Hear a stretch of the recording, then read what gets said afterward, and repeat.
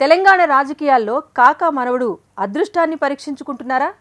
తలలు పట్టుకొని ఏంట్రా బాబు ఇది అనుకున్న సిచ్యువేషన్ను ఆయన చాలా కూల్గా డీల్ చేశారా? టికెట్ తెచ్చుకోవటం ఒక ఎత్తు అయితే స్థానిక నాయకులను కన్విన్స్ చేయటం వారికి ఇప్పుడు మరో టాక్స్గా మారిందా? హస్తం పార్టీలో టికెట్ కోసం అంతలా ఫైట్ చేసిందెవరు? పెద్దపల్లి కాంగ్రెస్లో పరిస్థితి చక్కబెట్టేందుకు ట్రబుల్ షూటర్గా మారిన ఆ నాయకుడెవరు? What this? కాకా తెలంగాణ రాజకీయాల్లో ఈయనంటే తెలియని వారుండరు. పెద్దపల్లి ప్రాంతం నుంచి జాతీయ నాయకుడిగా ఎదిగిన వెంకటస్వామి రాజకీయ వారసత్వాన్ని కొనసాగించేందుకు ఆయన మనవడు వంశీని రంగంలోకి దింపాడు. ఇక్కడే అసలు చిక్కులు మొదలయ్యాయట. ఇప్పటికే వెంకటస్వామి కుమారులు గడ్డం వివేక్, గడ్డం వినోద్లు పెద్దపల్లి పార్లమెంట్ సెగ్మెంట్లోని 2 ఎమ్మెల్యే టికెట్లు సాధించి గెలుపొందారు. అయితే ఆ ఎంపీ స్థానం టికెట్ కోసం ప్రయత్నించిన గడ్డం వంశీకి అనేక అవాంతరాలు ఎదురయ్యాయి. ఒకే కుటుంబం నుంచి 2 ఎమ్మెల్యేలు ఉండటం, మళ్లీ ఆ ఎంపీ టికెట్ అడగటం అనేది ఓ సమస్యగా వైరల్ కూడా అయింది. అంతేకాదు గడ్డం వంశీకి టికెట్ కేటాయింపుపై పార్టీలోని కొందరు నాయకుల్లో నిరసన మొదలైందట. గడ్డం వంశీకి టికెట్ ఇస్తే బాగోదంటూ అధికారిక ప్రకటనకి ముందు వారం 10 రోజుల పాటు ఢిల్లీ స్థాయిలో పంచాయతీ కూడా పెట్టారట కొందరు ఎమ్మెల్యేలు. పెద్దపల్లి నుంచి వంశీకి కాకుండా సుగుణాకుమారికి టికెట్ ఇవ్వాలంటూ ఆమెను వెంటబెట్టుకుని మరీ ఢిల్లీలో పైరవీ చేశారట సదరు నాయకులు. పెద్దపల్లి పార్లమెంట్లో 7 ఎమ్మెల్యేలతో బలంగా ఉన్న కాంగ్రెస్ పార్టీ ఆ ఎంపీ సీటు గెలిచే అవకాశముందన్న అంచనాలతో హస్తం పార్టీలో టికెట్ ఆశావహులు భారీగా పెరిగారు. ఇక మాదిగ సామాజిక వర్గ నాయకులు కాంగ్రెస్లో తమ వర్గానికి టికెట్ కేటాయించాలన్న డిమాండ్ కూడా వంశీ అభ్యర్థిత్వంపై నీలినీడలు తీసుకొచ్చాయి. ఇలాంటి అవరోధాల మధ్య గడ్డం వివేక్ ఎలాగోలా కుమారుడికి టికెట్ సాధించారు.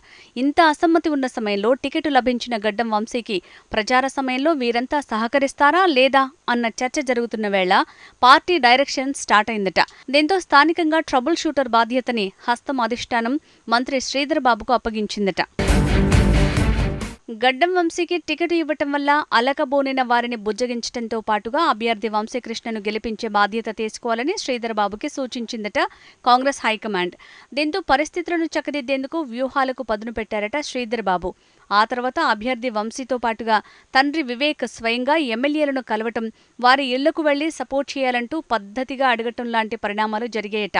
వారం పాటు ఇలా అంతర్గత సమావేశాలు, పరస్పర చర్చలు జరిగిన తర్వాత అందరూ కలిసి ప్రెస్ మీట్ పెట్టి మరీ పెద్దపల్లి సీటును గెలుచుకునేందుకు తాము కలిసి పనిచేస్తామని ప్రకటించారట.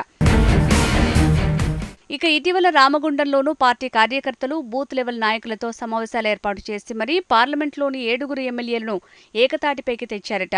అయితే దీని వెనుక మాస్టర్ మైండ్గా పనిచేసింది శ్రీధర్ బాబే అన్న టాక్ మాత్రం వినపడుతోంది.